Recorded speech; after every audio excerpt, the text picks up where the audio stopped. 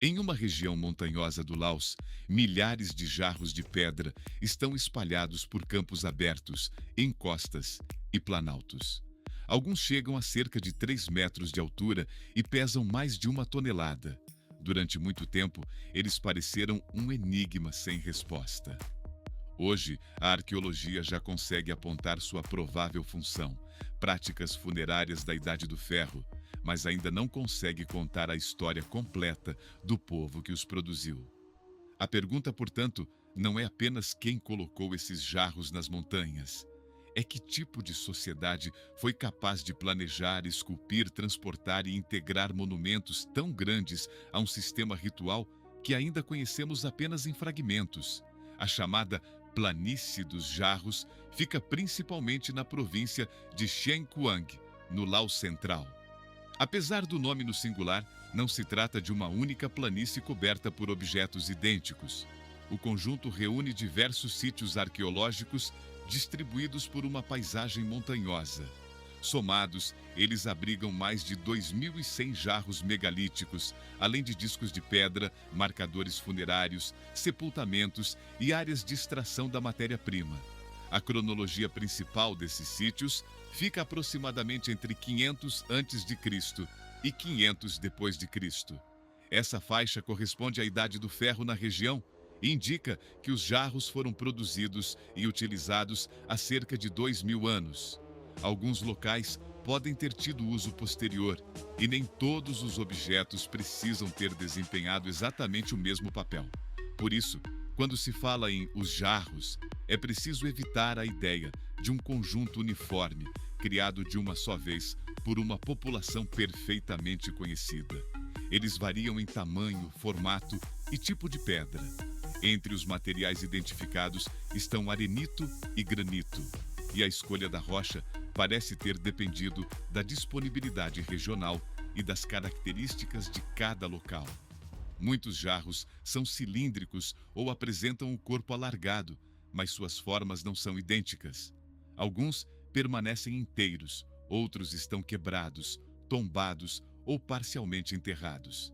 A paisagem também mudou com o tempo, e parte do contexto original se perdeu antes que os pesquisadores pudessem registrá-lo. O aspecto mais importante dessa investigação está no que foi encontrado ao redor dos jarros. Escavações identificaram sepultamentos secundários, objetos associados a práticas funerárias, discos de pedra e outros marcadores. Em termos simples, um sepultamento secundário ocorre quando os restos humanos são depositados novamente depois de uma etapa anterior do ritual. Essa evidência sugere que os jarros faziam parte de um processo ligado à morte, ao tratamento dos restos mortais e à memória dos indivíduos. A interpretação mais respaldada é, portanto, a de que os jarros integravam complexos funerários. Isso não significa que cada jarro fosse um túmulo no sentido mais simples da palavra, nem que todos tenham sido usados da mesma maneira. O mais provável é que eles participassem de rituais com várias etapas. O problema é que a arqueologia nem sempre consegue recuperar a sequência completa de um ritual antigo.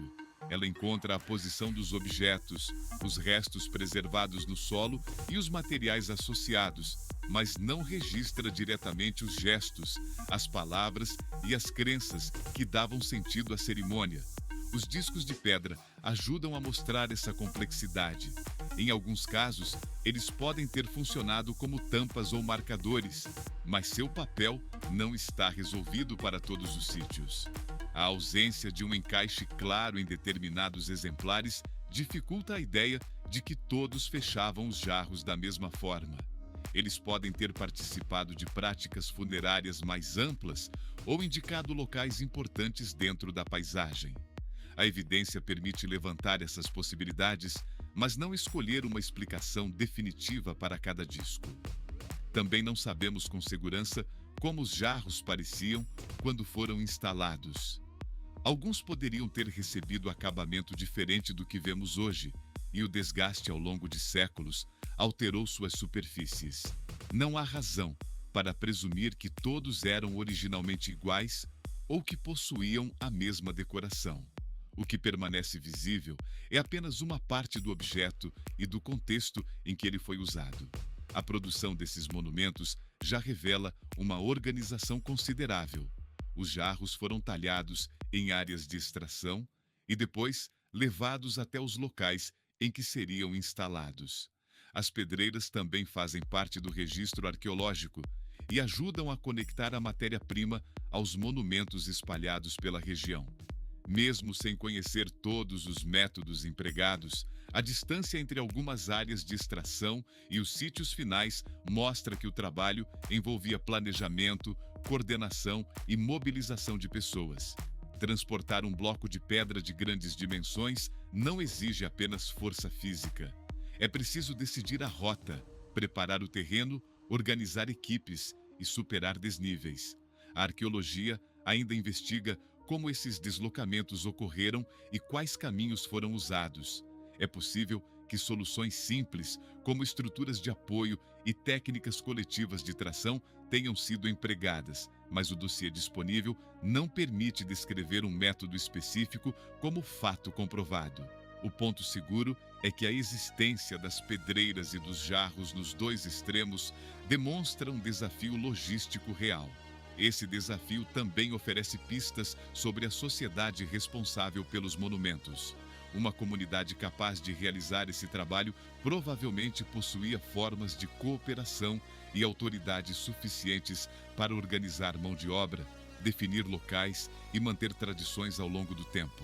Mas isso não nos autoriza a inventar um reino, um império ou uma estrutura política específica.